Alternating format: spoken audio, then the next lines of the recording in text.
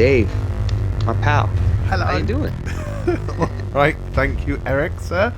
God, it's been a couple of weeks, man, and I'm it was when you started counting in, I was going like, oh my God, it's a thing. I know, right? It felt weird skipping a week Yeah. and getting back to it. You're like, oh yeah, I feel like I haven't talked to Dave in forever. Oh, it felt weird. Yeah. I didn't like it. Yeah, I felt like, ugh. Well, it's been so hectic as well. Like, I haven't even gone like, dude, Yeah, there's a thing happening. What's going on? What do you think of it? Like, it's just been so busy the last couple of weeks. But, yeah, hey, we're here. We're here and we're we're doing it. here. Yes. Oh, before we get into our subject, let me always remember to send a special shout out to the Omniverse Comics.guide. Everybody that's watching, listening on YouTube, on Twitch, doing the Twitch live, or if you download us on one of your podcast platforms, press the subscribe button, press the like button, share it if you enjoy this kind of stuff with other comic fans. That's very important. Helps us make better things for you, which is what we want to do. Check us out at omniversecomics.guide, where you get your reviews, your reading orders, podcasts, your videos, all the good stuff that you want as a comic book and geek fan. Now we're going to Bring on the Bad Guys. Dave, Bring on the bad guys. This is an idea of yours that you started. Who have we done so far? We've done Superman. We did Superman, Spider-Man, but we did an Avengers one on Cave of Solitude, so we should probably drop it in somewhere and have it as part of the set. We'll do that. We need to start adding some of the classics. Yeah, for sure. That would be cool. So yeah, it's just we pick out 5 bad guys each. So if we have the same bad guy on our list, it's cool. We can just pick different stories. Yeah. Yes. How many stories do you have? Because I know that you've definitely read more X-Men than me. So did you feel it was harder to pick because you've read so much? Or did you know, I can go in all of these places? Weirdly. And not worry. Yeah. Not to sound really negative about the X-Men, but I've kind of feel like I lost a lot of interest in the X-Men a few years ago. And part of it was just that they seemed to keep bringing back the same characters. So it wore down some of the ones I really, really liked. Wore some of my interest away. So I kind of had to dig a little deep and almost plot my brain back in time periods. Right. And just go, oh yeah, I remember that. That was really cool.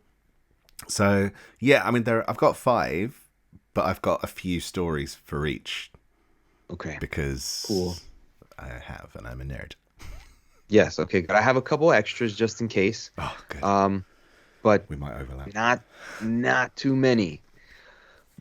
But I found that I always get intimidated with the Marvel topics of discussion. Not because I haven't read a lot. It's just that I haven't read it more than once to have a quick reference point. Yeah. So I've read a lot, and I could maybe on a trivia, if someone said, where would you find this? And I would be like, that was from Roger Stern's era, or it's this guy. But I wouldn't be able to tell you all the beats. Yeah, that's about cool. it. It escapes me, and it's fun because you can go back and say, I like this, and it's new again. Yeah. So I'm always worried about I don't know enough to really have an opinion. And with the X-Men, I've read such big chunks, but in different orders, jumping back and forth between, maybe an artist being on the book and this special, I'm interviewing someone. So I would, read Fabian Nicieza's section of X-Men. Yeah. And I've read so much X-Men, and then I feel like I've read so little because, man, there is so much. The magnitude of X-Men books that there is to read. It's such a drama, like a soap opera, that it's hard to just recommend a story and think someone's going to fall in love with it without having but you got to know that once upon a time, there's a lot of that. There is a lot of that baggage. There's a lot of history. I mean, there was a point in time where jumping in was tricky. You had to know quite a lot. You had to look it up. I think we're in an age where you can look it up if you want to, and you can kind of cheat. To catch up. It's easy to catch up. But yeah, it's so convoluted. There's time travel involved. There's space involved. There's clones. There's future variations. There's all sorts. So X-Men can get a little tricky, but there's still some stories out there that I think you can just pick up and just have fun with. I think so. I think that the good and the bad of the older comics, but I think this is the charm for them that I always love, is that it was very new reader friendly. No matter where you jumped in, they caught you up. Mm. And if there was something that you needed to know for context, they would make reference Yeah. in enough of a way like, hey, do a flashback, like a quick little, just let me tell the story of Phoenix and Cyclops, just so people know why this is going to be important. There was always that aspect of it, which is also part of the charm of the older X-Men books, because you can jump in even when the artists change, and that's almost like a good starting point Yeah. in a way. Yeah. Um, you go first this time. I don't Um, remember who went it's first your last time. turn. So your turn to It go is, first. You is can it? go first if you want. Okay. Do it. I'm gonna take it back to a classic, Okay. very, very obvious classic. It was during the Claremont era, and the artist I think was Brett Anderson. Uh huh. Brent Anderson, Brent yes, and Brent Anderson. Yeah. Brent Anderson, I think. and that's God Loves, Man Kills, and the villain for that story, the bad guy, would be William Stryker, Uh huh. who was most famously portrayed in the X2 movie, which is loosely based off of this story, right? Yeah, because in the It, film he was more of a military government guy, yeah, whereas in the comic he's more of a like a religious yeah, he's a what do you call him, like pastor a of like a televangelist or something? yeah, very like evangelical. The whole, the criticism. The book is very relevant. I think it's a timeless book Yeah, because there's elements to it that, depending where you live or what your background is or what your story is, the X-Men were always relatable because it was different people. mm, And we all kind of feel different. Even though we point out the different in each other, we all kind of relate to the X-Men because we feel outcasts in some way. yeah, especially comic nerds. Especially comic nerds, right? Yeah, Teenagers, comic nerds, it's the most yeah, relatable team. Um, so I think it's a timeless story. It's easy to hate William Stryker in this because he's that stereotypical religious bigot mm, who just is like, it's, you got the versions of Christianity motivated by love, which I think is real. I think people are sincere, but then you got the people who and I think it's whenever you love something so much to your idea that it has to be right, yeah, the hatred starts to come out of you when someone is different from even you know, we love everyone and accept everyone. Religious people, right? When they go to that length, and this story really, yeah. it's powerful. And it's because, of course, hypocritically, no, not to spoil it, but as you've seen in the X movie, William Stryker's son is a mutant. Yeah. Spoiler. So, Like spoiler from when? from when? 2000 Yeah, and when did that film come out? 2002, Well, yeah, I was 2001, thinking 2002. 2002. Yeah, early 2000s. So Something he like was the that. villain in that movie, but he's not I think he's the villain of this story. I don't know William Stryker to be very present throughout X-Men history, is he? Yeah, he comes back in God Loves Man Kills 2, which was during Extreme X-Men, which I have Right, read, but it's not a very memorable. That right, whole series isn't very memorable, which is a real shame because that was when Claremont kind of came back and got his own series. So right. it kind of felt like, yeah, they should just leave that in the. Cause I think it came out in what, 1982? God Loves Man Y- Kills. yeah, and it was in that Baxter stock type of It comic. It was in was its own a true story. graphic novel. So it Yes, was like Marvel graphic novel number 4, I think, or something like that. something like So that. they did Yeah, Captain something like Marvel that. was number Early. 1, and then there was another one, and there was New Mutants, and then God Loves Man Kills was, I think it was number 5, maybe. It was somewhere around there. So the graphic novel format was like a kind of square format, Yeah, almost European looking, and it yep. would be a brand new story in a bookshelf format. So rather than a trade paperback, which has a collection of issues, it would be just a standalone, normally about, I don't know, 60, 80 page Yeah, story. yeah. So yeah, and it was This one might have early been 80s, 48. but It might have been a 48 page. possibly. I don't They've done an remember. extended version since as well, Yeah, but I've yeah. never read the extended. It's a very accessible book.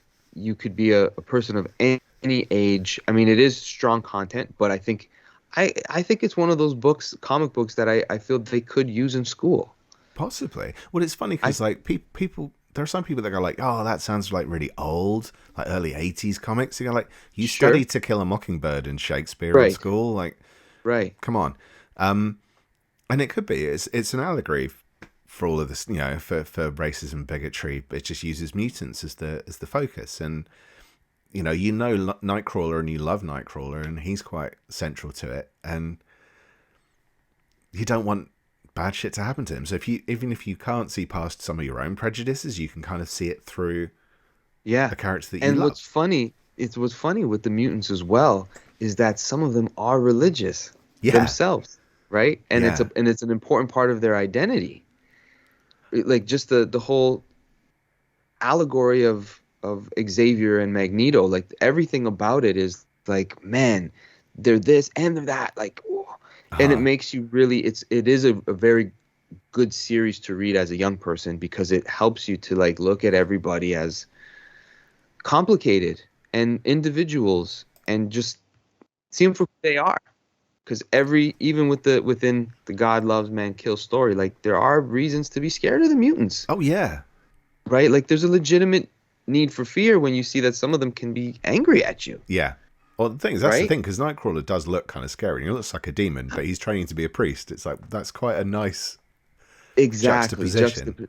Yeah, Yes, yes. And so I feel like a good villain that is easy to, oh, like I can't stand this guy. He represents everything that I dislike about this thing. hmm Um, you'll definitely be emotionally, if you haven't read this, you'll be emotionally invigorated in some way. yeah. And then it's super relatable. And it's a So God loves human man kills. villain, like as well, which is Yes, quite different. So it's it's very not a different. superpowered villain; it's a human villain. So it makes it feel a little bit more grounded.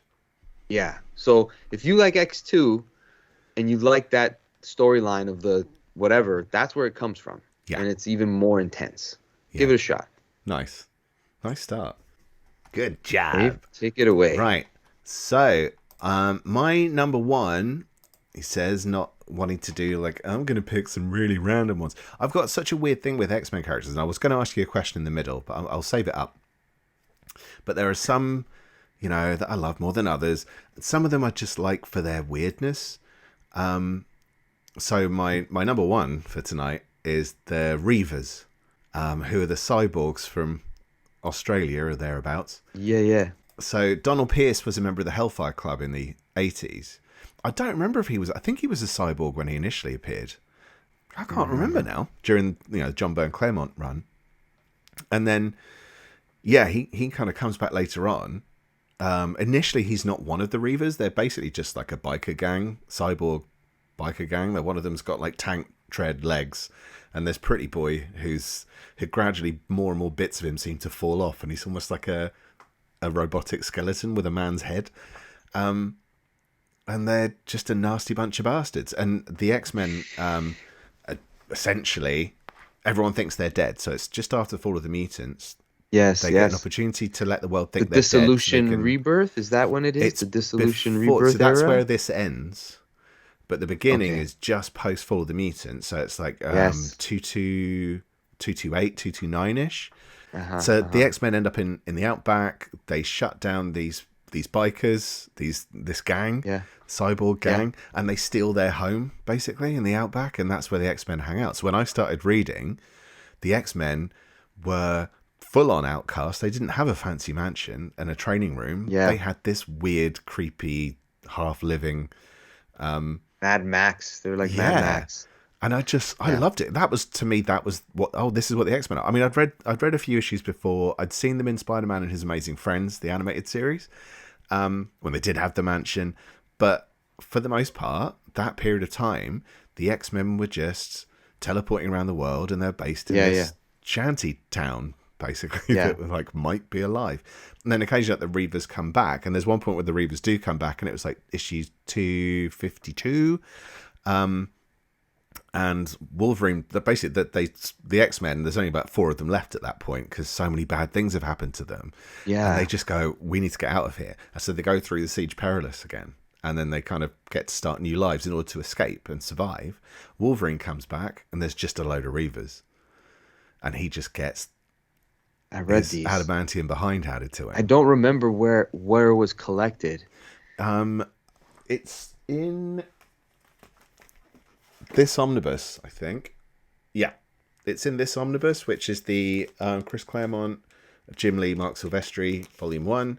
I think it's in a Epic collection as well, but I don't know which one. Yeah, because I remember reading That's the these Rebirth stories. and Dissolution. Yes. So when they come back, so Yes. basically, there's the storyline that kind of wraps this period up is when those X-Men nick off. Yeah. Wolverine kind of gets it handed to him, and then he kind of has to do a runner. Jubilee saves his life, and then the Reavers go off to this to Muir Island. So everyone's looking for the X-Men, and it's this kind of convergence of like the Reavers, Freedom Force, and the Muir Island X-Men all kind of scrapping it out, and Legion's in there as well, and it's all just a bit chaotic.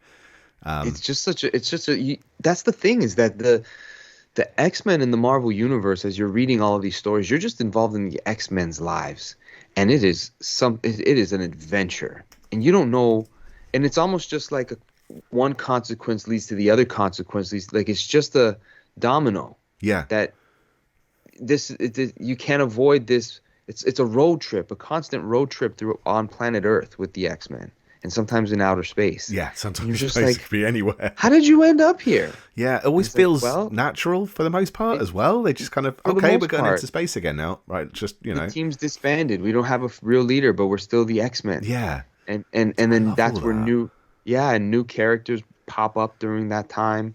I think that's when Gambit shows up. Gambit shows up, yeah, joins the just team, after right? Jubilee joins. Psylocke goes through those changes, so she's technically, they've retconned everything so many times. Actually, Marvel Man has just reminded me as well that was when they crucified Wolverine, so it was that cover with him on the big X. It's just cool. It might not be a jumping on point as such, but I mean, one story that does stand well alone for the Reavers was, and I've made a couple of notes, it was Punisher 33 to 34, and I couldn't remember. But basically, the Punisher ends up going up against the Reavers. And it's just so the Punisher's main series tended to be more grounded and realistic. And the Punisher War Journal tended to be very clearly set in the Marvel Universe. You'd get Wolverine in there and other guest stars and supervillains sometimes. But yeah, in the Punisher's main series, in those 33 to 34, the Reavers show up. So it's the Punisher versus a couple of cyborgs, and then he has to basically get some armor made up. And it's like, it was the Bill Reinhold's issues as well. So it's like, they're quite shady, dark, gritty issues. It was just fun. It's probably silly, but I loved it. I loved it when the Reavers showed up in the Punisher. Like, this is so cool. One of the things they did not long ago as well was the Builder figures they have. I always want the Builder figure, but I don't want the other figures in the line. But they did. Oh God, is he Bone Cruncher or the guy with the tank legs? I don't remember. He was the Builder figure, so he's got the sunglasses. That's cool. He's got a white mohawk. He's got tank tread instead of legs, and a machine gun. It's like, how is that not cool? It's brilliant.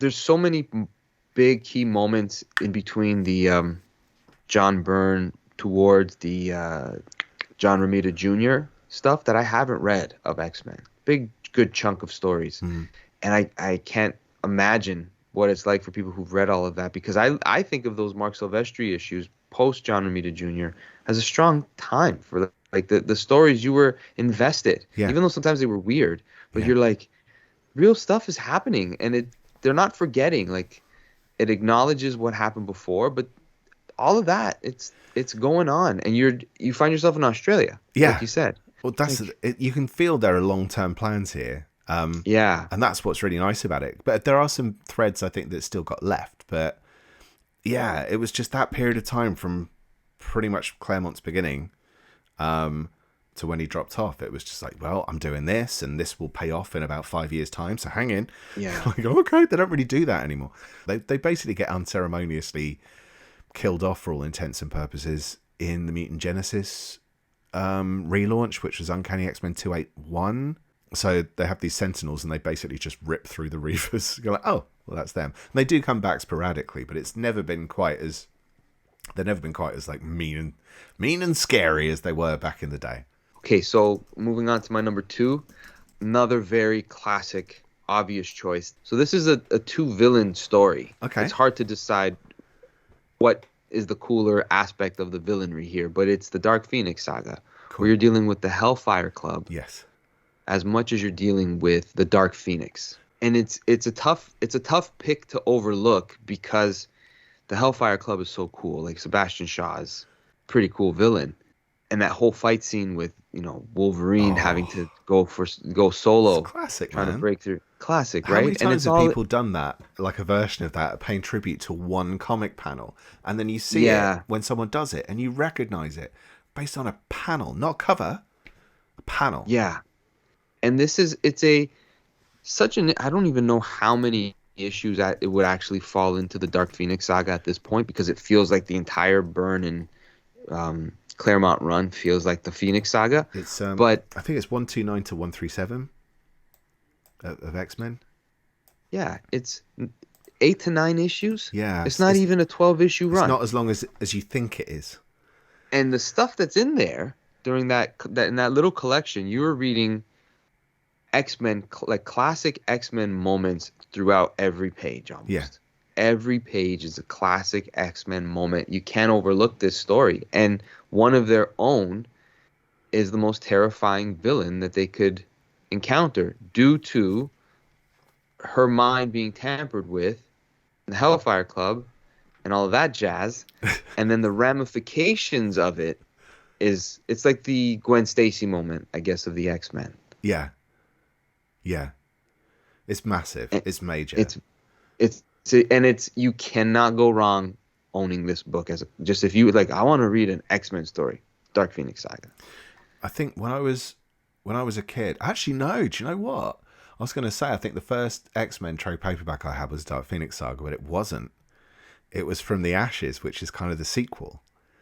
So I read Okay. that first, going, okay, it's such a shame I didn't do it the other way around.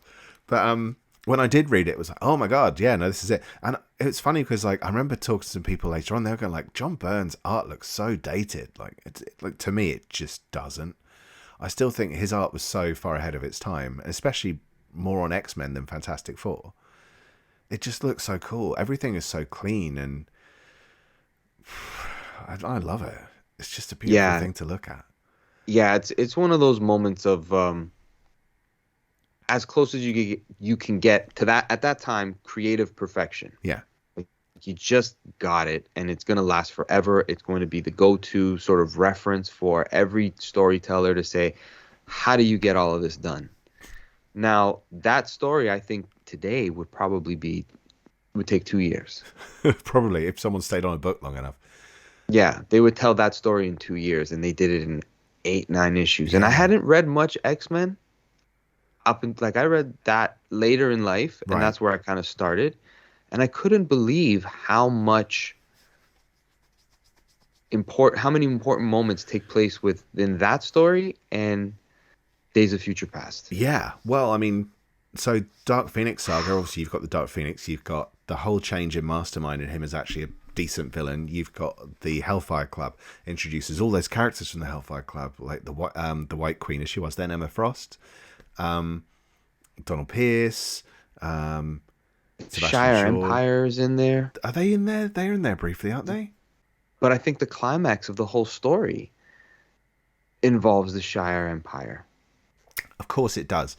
They're on the moon. Yeah, it was a masterwork of its time, and it would It be still is. yeah, the villains in it are well written, well established. You're scared of them, and one of them becomes, Dark Phoenix is a teammate, the And you most get Kitty beloved Pryde. teammate, and you get Kitty. It's crazy. Yeah. It's really special book. Yeah. Highest recommendation. Nice. Really nice. It's one of those All things as right. well. I think like there's no harm in mentioning what might be perceived as an obvious story. Because you said like some of my choice might be obvious. I think like people aren't really talking about it. Every time you hear people talking about X-Men now, it's always Krakoa. It's like, come on, there's some amazing X-Men stories out there. Can we maybe dip back and share some of the old school stuff? Dave, take it away. Okay, so kind of following on from that, as I was just saying Yeah. about From the Ashes. It isn't From the Ashes I'm going to talk about, but From the Ashes was the story that introduced Maddie Pryor, who Okay. looked creepily like Jean Grey after everything Scott Summers' Cyclops had kind of been through. But later on, to justify his basically leaving his wife, Maddie, and going back to Jean, they made Maddie a villain. And while that may not have been the smartest or wisest move, I've got a real soft spot for the Goblin Queen. So that's Madeline Pryor when the truth kind of came out about her origins, where they kind of had to change her origins, basically. I don't know what Claremont's original plans were for Maddie, or if he had any, or it was like, no, she just happens to look incredibly like Jean and happens to have had her plane crash on the same day the Phoenix thing happened. Like, so many coincidences. But then I think he had to, editorially, I think he had to change it. So they basically made her the Goblin Queen. So she teams up with the demon Nasta, and it's all about bringing Limbo to Earth, and it's just mad stuff. But then she just keeps coming back, and like, people might go like, "Are you only like Goblin Queen because of her costume?" Like, yes, but that's not the point. Thing is that you got to admit though, it's weird that she can be in that costume and it's like it's all ripped and hanging off her, and you go like, and then she comes back 20 years later in another story, and like, you're still, did you not wash it? Could you not buy a new front flap for yourself? Like, come on, a front flap. Show a bit of decorum, Maddie. That's funny, decorum. Yeah, that's from the Inferno. That's story, from Inferno, right? yeah. So it all kind of, Inferno's a weird story. So yeah, I guess my choice is Inferno to a point. Again, it's a tricky one to recommend. It's very much of its time. Some of it involves heroes fighting toasters. Jarvis from the Avengers fights a car that's demonically possessed. It was a weird story.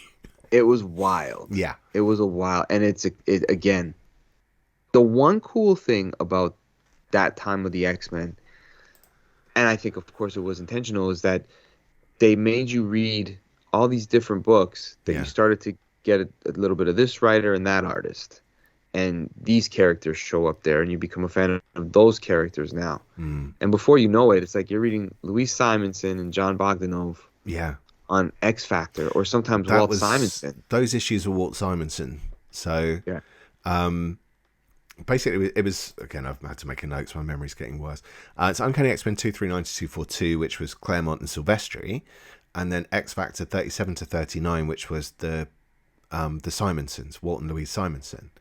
So they're pretty major name creators on this book. It's weird stuff, though. It's super weird, and it does carry on for 2 more issues after that, where you have a clash with another X-Men villain. But I don't know, I've got a soft spot for it. And when it's the thing where we're talking about X-Men villains, my criteria for this is like, who do I get excited to see when they turn up? And there's something about Maddie Pryor turning up that just makes me go, what are they going to do? And so she turns up again in... That's a good way to decide, like, villain choices. But if you roll your eyes, no, maybe not. But with Maddie, I mean, she turned up during Uncanny 501 when they went to San Francisco. And it's like, what stage is she at this point? Is she supposed to be dead or not? What's going on? Is this actually her? Is this a clone? Is this what is it? And I didn't, and that was written by Ed Brubaker as well. And I just kind of have a soft spot for that stuff. Like, what are you doing? What are you doing now? And you never quite know. So it's a good pick. Yeah, I like it's these little. Sometimes these little memory lanes are like, oh yeah, I remember that. Yeah. When people talk about it jogs my memory, and I can visualize those stories. I'm like, man, what a weird story. But it was fun. Definitely a fun ride. The question from Omega Red is, he gets lost in all the Madeline Pryor continuity. So when we were talking about making it easy for people to jump on, the 2 I've listed are not easy for people to jump on, but they're just X-Men classics to me. She is Cable's but they are mum. They are places you eventually get to. Sorry to interrupt you, Dave. Right? Like, with the stuff that I might recommend, which is obvious, they will make you care about that character. Yeah. Right? Well, that's the thing. Like, from Dark Phoenix to From the Ashes to Inferno, that's all linked. Yeah. But yeah, she is the mother of Nathan Christopher Summers, the baby she has with Scott Summers, and he grows up to be Cable in the future and then comes back to the present. Oy vey. It's crazy stuff, but yeah, I don't really want to spoil Inferno, having just kind of semi-recommended it if you want to give it a try, but they try and answer the whole clone, not a clone how does it fit together with Jean Grey thing at the end of that story. It is weird though, but essentially yes, she is his mum. I don't even get into the period where Maddie was trying to come on to Nate Grey from the Age of Apocalypse, like, you're technically flirting with your son from another reality. What? Comics. They're beautiful. That's weird though. That one's not okay. No, that one's weird. It gets weird with the X-Men at times. You got to have that suspension of disbelief, right? This is comic books. Okay, I like it. We are on 2, 3. This is my third. Okay, I'm gonna stick to that era of the Louise and Walt Simonson time together. I got a soft spot for both of them as creators because of Louise on Superman and a huge, love Walt Simonson. So seeing them together on the next book during like a very key moment during the Fall of the Mutant storyline, I preferred the X Factor stuff more than the X-Men Me too. line. And it's the first really big apocalypse story, I would say, where you've got the 4 horsemen of the apocalypse and you get Archangel, where Angel's been tampered with. Is that where he's death, basically? He's not Archangel yet. He's just death. Because that was a build-up of 2 years, because he first appears in the essentially like really early issues, 5 or 6. 5, 6, something like that. Early, yeah. Ron Friend's cover. That's just, I remember that famous. The big head. The big head, yeah. But you see how frightening Apocalypse is as a new villain in the Marvel universe. Like, he's a real threat. Like, feels like an Omega level threat villain. And as the years would go by, the way they use Apocalypse, he is of that level. So to see his first real major storyline, and it's not a X-Men title on the cover, but it's the original X-Men that are dealing. So you're in. It's good stuff. It's fun. It's good classic 80s comics that is, I think, accessible to kids to read it. It's silly. There's a silliness. There is a silliness to it. Yeah. There's a silliness to it. But if you remember reading the X-Men animated series of the 90s, I think the Simonson stuff that they created, a lot of things are pulled from there. I can't remember it. I only sporadically watched the X-Men anime. Did they make him Archangel in that? Yeah. Did they? Yeah, I think they did a whole 4 Horsemen of the Apocalypse story there. So, this is key stuff of X-Men lore, if you will. Yeah. And if you saw the more recent X-Men movies where they tried to do an Apocalypse story, this is way better. Yeah, I didn't touch that. But I was tempted just because I've got a soft spot for the whole Archangel thing. I thought when Archangel first appeared, he had a gold mask as well, which was kind of random. But I loved his what's it, like, blue and purple? Yeah. Outfit. And even then, like, when eventually he takes off the head bit and you can see he's still got blonde hair, it's just such a fantastic clash of everything. But it's such an unusual costume design, like, especially for that period, because people didn't tend to do overly detailed costume designs, and especially like with Simonson, where his stuff tends to be a lot more toned down, and X Factor's costumes are basically just, there are lines on there so they make an X to some degree. Archangel just looks so different. So that was the thing. When he first appears, he's Death in that form, and then later he becomes Dark Angel. He takes the name Dark Angel, and then eventually during Inferno he becomes Archangel. Yeah. So it's a bit of a road to him. It's kind of like a road to redemption story after Fall of the Mutants. But Fall of the Mutants, I mean, it's only 3 parts, really. It's 25 to 27 of X Factor. Or was it? No, 24 to 26. But if you read the issues before with the that builds into it nicely. So that's from about 17, 18 upwards. Yeah, exactly. There's a trade of the Fall of the Mutants. I don't know if that one would be considered the volume 2 of the set, but that's where those issues are collected. That's where I read it initially. And I was more fond of that half of the story. So as a villain, I was like, Apocalypse, I mean, you could say the entire Age of Apocalypse, but this is a good starter kit to see why Apocalypse is the threat of the X-Men villains that he is. It's very much a proper introduction to him as a character. Yeah. That's my pick for Apocalypse. Lovely. If you're already subscribing to the Omniverse website, you'll get a nice little treat. soon. Hopefully you'll like it. If you're not a subscriber, crack on. Also, there's a brand new collector's item special. So, of course, on those, we get a guest on. This time around, we had Des Taylor, who is... Oh, man, his stuff is so cool. His stuff is really cool. I've been following him for so long, and I wanted to get him on the show. He's originally from Tottenham, so he's from my side of the water. And he came on and had a chat about what got him into comics and some of the stuff he loves, and there's some nice surprise stuff in there. It's not all your big two. And I mean, even during the edit, I was still laughing at what he was saying. So that was a fun episode, man. So yeah, if you haven't seen it, go give it a watch, and let us know what you think. Leave a little comment underneath when you've finished. Yeah, let's do it. It's your turn. It's my turn. Oh, yep. Man. Okay. I was going to save this guy till last, but I'm going to do him now. That sounds wrong. So my number 3 is Mojo. I love Mojo, man. And like, just as a visual, he's so freaky. So when I was a kid and I read Long Shot, that was my first exposure, I think, to Mojo. So he's this kind of very kind of what do you call it, like jaundice skinned, very large guy who's lost the use of his spine, basically, but all his race don't. They're called the Spineless One. So gross. And he's got these kind of robotic spider legs, and then he's got these incredibly long arms and spindly fingers, and he runs essentially the entertainment industry in his universe. So I'm sure it's a commentary on the entertainment industry as a whole, but read into it what you will. So he was the villain in the 6-issue Long Shot miniseries by Arthur Adams and Ann Nocenti. It was weird.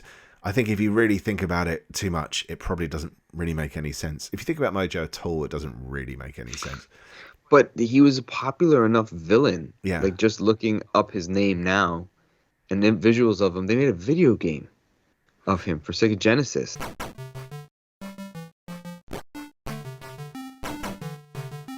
Yeah, they back did. in the 90s, right? So yeah, he had enough of an impact to even, make... And it makes sense that a character who operates a TV station, that would make a fun video game. Yeah. Like, you can come up with premises that are easy, throw the X-Men in that premise. Yeah, that's perfect fun for it. Was it Mojo and Arcade? Was it like sure. I'm not sure. I've got a feeling there was an arcade-based Could be. one, Yeah, which is even more perfect. Perfect, yeah, I don't know. Absolutely. I don't know if it was or not, but yeah, I just love him. But the story I'm going to pick, again, I'm not going to stick with the 80s for the whole night, I promise. I probably will. The story I'm picking is, they're technically 2 separate stories, but when you read them together, it pays off. So it's New Mutants Annual number 2, which was by Chris Claremont and Alan Davis. My hero. That introduces Psylocke essentially to the X-Men's corner of the Marvel Universe.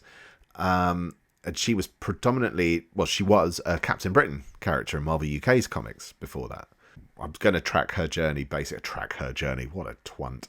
I'm going to do a reading order for her at some point, just because I love Psylocke. I've got a soft spot for Psylocke as well. I just think she's cool.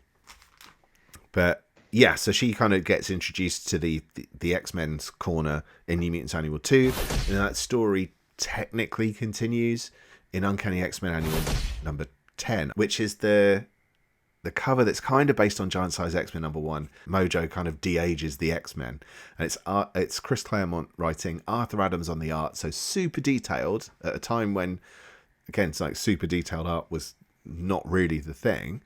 It just looks amazing, and it's just pure silliness, and it's dark and weird. There's excessive, unnecessary nudity. Why is Wolverine naked through everything in the 80s X-Men comics? Claremont does that a lot. I remember there was someone commenting on like modern comics going like, there seems to be occasional nudity and stuff. They never did this back in the 80s. Like, yeah, they did. You weren't reading X-Men. There's tons of it. Oh, man. All you ever saw was bikinis and bulges and or like implied everything. People are naked and they would just be chatting to each other. Like, yeah, Storm, you taking a shower? Nice. Anyway, I'm going to go in the danger room. You coming? Like, okay. This is weird. Well, it's not that weird. It's a 2-part story, 2 annuals, 1986. It's fun stuff, silly stuff.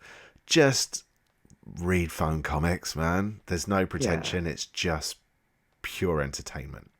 Yeah. That's what this is about. Have fun, escape. You're going to find some meat in the story. That's great, but have fun. Just enjoy yourself. Comics should be fun, man. For some reason, it wasn't scrolling on the chat. Okay. Mojo is like Simon Cowell without his shirt on. What are you talking about? I think Meat Trunks is saying that the Game Gear X-Men game was called Mojo World. I'm gonna jump to the 90s. Ooh. This is my number 4. Intriguing. Another obvious one, but it's hard not to recommend this. If you're a Magneto is the coolest supervillain, this book right here. Oh, Mutant Genesis. Yeah. Chris Claremont. This is where he finishes his time. So this is after about 14 years. When did he? I think the relaunch of the X-Men line was like 76, 77 when they were doing. Is that when? Yeah. Okay. Yeah. Wow. I didn't realize it was that Giant Size X-Men was 74. I could And be it wrong. was- No, 75. Wolverine first appeared in 74. God, I'm a nerd. And then Giant Size X-Men is 75. I think you're right. And then they kind of carry it on from 76 onwards in the main book. Yes. And it's very, twice, like once every other month. Like we're skipping a month in the beginning. 6 it wasn't the issues hottest a year. book. 6 issues a year, right? So by the time we get to 1991, the artist that this guy has worked with, Chris Claremont, that is. I mean, I don't know if you can see the back cover. Talk about detail. I love that piece, man. That was just the coolest thing when I was a kid. That's recolored by Thomas Mason, by the way, who's an amazing colorist. His stuff is so cool. There are times when I kind of think like, oh, I'm running this artwork. Thomas Mason's recolored it. People go, I like the original flat colors. Go like, screw you, buddy. How can you say that these colors are bad? They just look so cool. Yeah, no, this is very He nice. recolors the covers from that book. Yeah, like there's Magneto by Jim Lee. He does look pretty damn sweet, even with no helmet on. Yeah, like come along for the ride. Yeah. Magneto is terrifying. You realize that he is at the point of, I'm going to show you why I'm right. I'll go to the greatest lengths of my capabilities. You've pushed me to this limit, and he's got a cult following. Yeah. Right, that are ready to die for him and die for the mutant cause. Like, again, the X-Men have these allegories that are always relatable. They're big, grandiose stories, but the people who you fight for and you cheer for, they're also, oh my goodness, they are going to destroy the planet to prove their point. That's where Magneto is basically ready to go, and it's beautifully drawn. Yeah. It's just a sight. Like, what a beautiful book. Those 3 issues. That's It's Jim Lee at the highest selling comic book of all time. So it's like as mainstream as you can get. Definitely not a hidden treasure. Next up. But, no, I'm not going to say it. But, yeah, you can't go wrong. Again, another X-Men book you can't go wrong owning. Yeah, it's worthwhile. Just, it's eye candy. Beautiful art. At this point, there's going to be people who haven't read it. I mean, it's 30 years old at this point, 32 years old. Wow. It's nuts, isn't But it? it's I feel the art and the iconic Jim Lee poses are kind of what people's X-Men library is, I think, just generally speaking. Yeah, I think When they see Wolverine in their head, they see that's like the design of the cartoon for years. It's just been that model to an extent. it was almost like the art. This is going to sound so pretentious, so sorry in advance. It's almost like the artistic culmination of how the X-Men looked. It's almost. I don't think that's pretentious at all. I think that's accurate. Yeah, I mean the thing, like Jim Lee would have had John Byrne to draw from, Silvestri to draw from. That's right. All that history, and then he basically went, "This is the X-Men at their best," and you're like, "Damn, he's right. He's right. They look cool." Even when he drew them in their funny little, with their little crotch buster outfits, they still look cool. Everything he did with them, they look cool. And then when he did that relaunch, he did Mutant Genesis, and they had the costume redesigns. He may not be the best costume designer in the world, but In still the in my 90s, he head, was. In the 90s, he was good. yeah, well, Cyclops' costume there, to me, is how I picture Cyclops. With the Me yellow too. thing across the Yeah, thing and, the hair out, and me that's how too. he looks. Yeah, I agree. For me, it feels like maybe this is like pretentious to say, but where you start with second Genesis for all new or the giant size X-Men, it's been building up to this moment. Yeah. This is what it's been building up to all those years. Hmm. This is the and it's his last three issues, so it Yeah. feels like yeah, it should. It's all been building up to this climax, Yeah.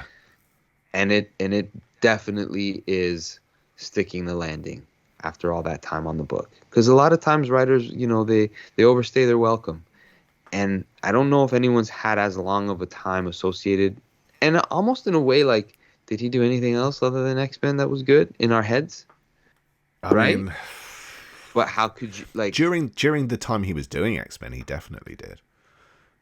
But they're sporadic little bits here and there in other Yes, titles and stuff. yeah, Iron Fist, and yes, Yeah.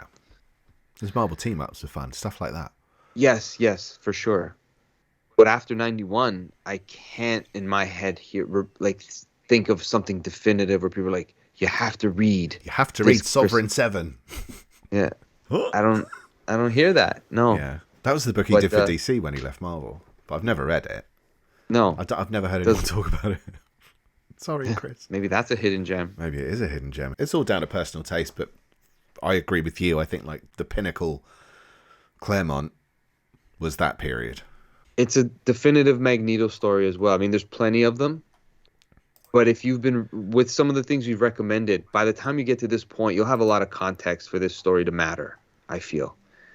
You'll really have a sense of why all of this is so meaningful to the X-Men now and why Magneto is so terrifying. Yeah. Yeah. Dude, Okay. number 4. My numero 4, I love him because he wears 2 pairs of boots at the same time. It's Mr. Sinister. What's with that? I get people literally slagging off Mr. Sinister on things. I just read comments things on stuff and they're just going like, Mr. Sinister, like what does he even do? He doesn't do anything. He just looks ridiculous. And I think like, I don't care. I love how ridiculous he looks. He's wearing 2 sets of boots and he's also, Yeah. his cape is technically those things that used to have up in kitchens in the 80s, the way you'd part them. Those little plastic, The beads? yeah, like the hanging things. Yeah, Like, I yeah. feel like you could walk into his back and go into someone's kitchen. They're doing pasta in there or something. He's such an odd character. But the thing that I really like about Mr. Sinister is when he's not used as like a primary protagonist, but he's still manipulating. That's Mr. Sinister to me. So a bit of backstory for anyone who doesn't know, Mr. Sinister was referenced a lot during the Mutant Massacre. He's mentioned a couple of times, I think in X-Men 210 and 212. But you don't see him until Uncanny X-Men 221, which actually, his original origin was he was going to be a little boy who kind of had this external shell thing of a man, of what he Wow. imagined a Yeah, major something villain to terrifying. be.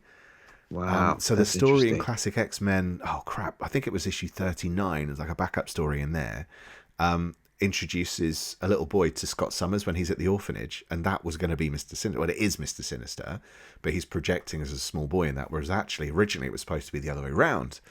And Mr. Sinister was a small boy, which is kind of why he's got the name he's got. It was meant to be slightly childish, and he's got the pointy teeth and everything, but, they lost the pointy teeth, and he just is that guy.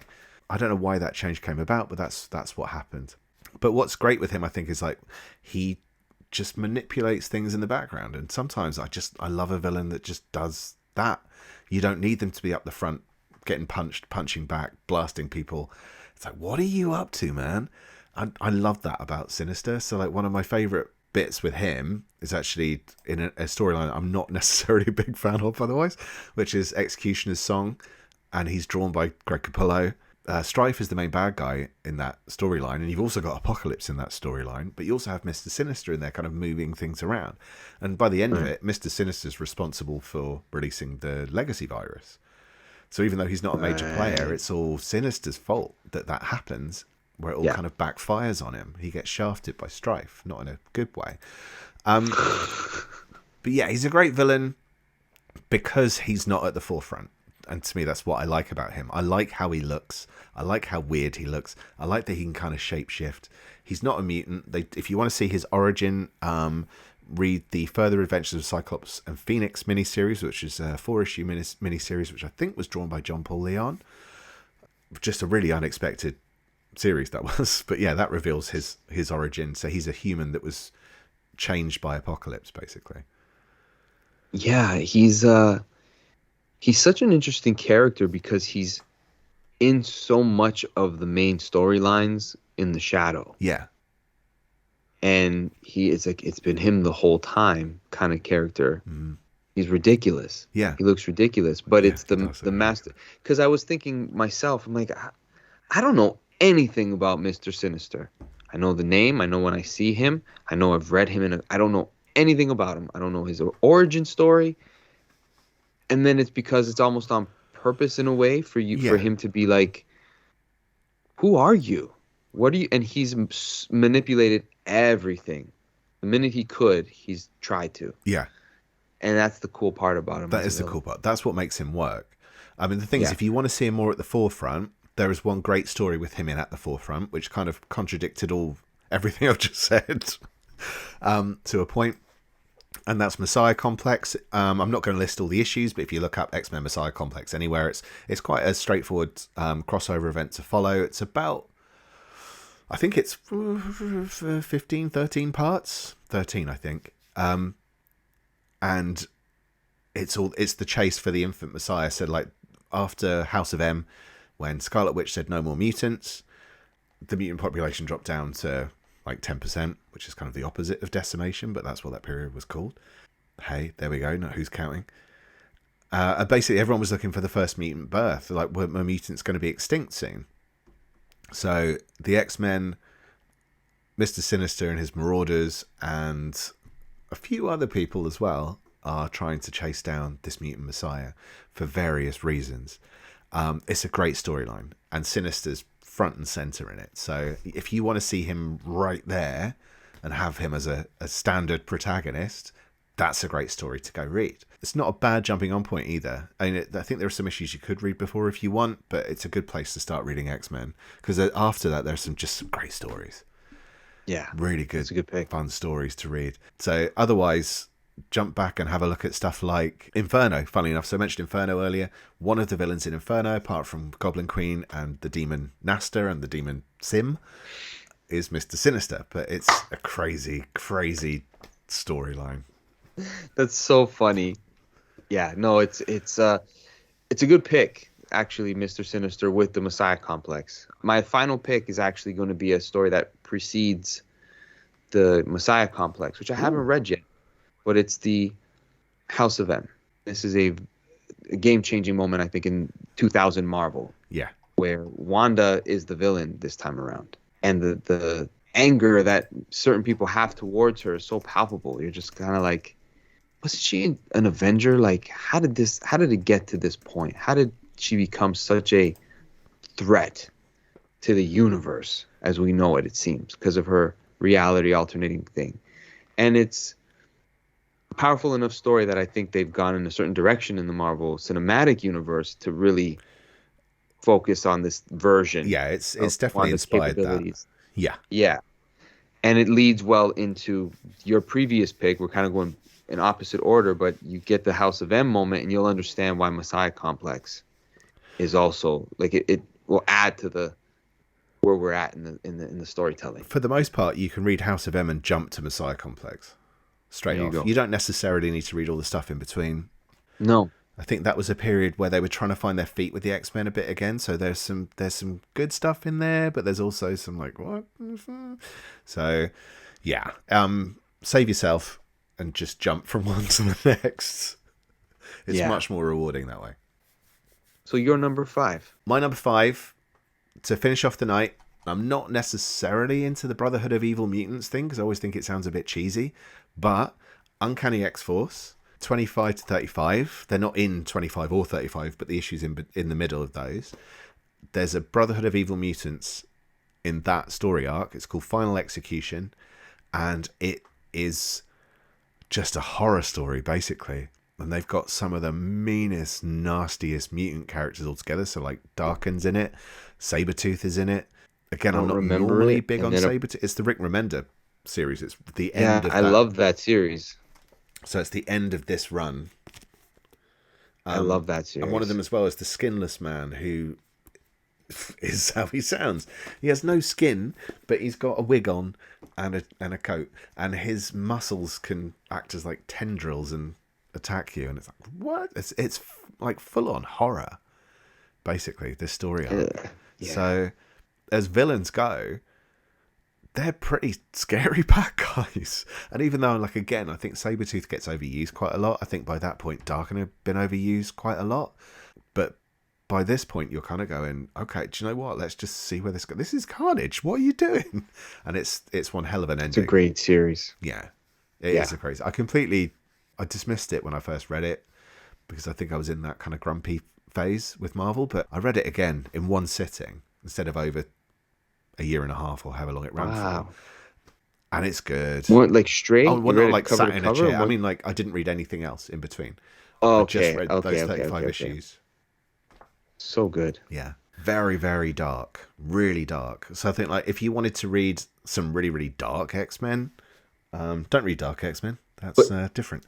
Read Uncanny X-Force by Rick Remender and lots of other people, including Jerome Pena, who's been on the show. Isad Ribic, Phil Noto, Philip Tan, Mark Brooks, Greg Ticini. Amazing artists on it. Amazing. For the most part, you're onto a winner, and it's self-contained. So they do appear in other books sporadically, but you don't need to read any of them. And it's got Deadpool in it if you want Deadpool in it, for people who like Deadpool. It was the one series that was recommended to me that said, if you want to try Deadpool, that you'll see if you like the character, try Uncanny X-Force. Yeah. He's done well in that because he's not too much. He's not as obnoxious. Yeah. Yeah. No, it's a good primer, I think, to seeing how you feel about Deadpool. Nice picks. I didn't think this would be as easy as it was. We could have kept going, but I want to read X-Men now. All right. We'll wrap up. Thank you, everybody, for listening. Don't forget to subscribe, give us a like, thumbs up on your Twitch, YouTube, Spotify, Apple Podcasts, wherever you listen to us. We appreciate it. Give us recommendations of types of episodes you'd like to see us tackle, and let us know what we could be doing better for you. Don't forget, omniversecomics.guide. That's where you'll find everything you want in the Omniverse. All right, everybody. Yeah. Dave, bon voyage. Nighty-night, Mr. Eric Anthony.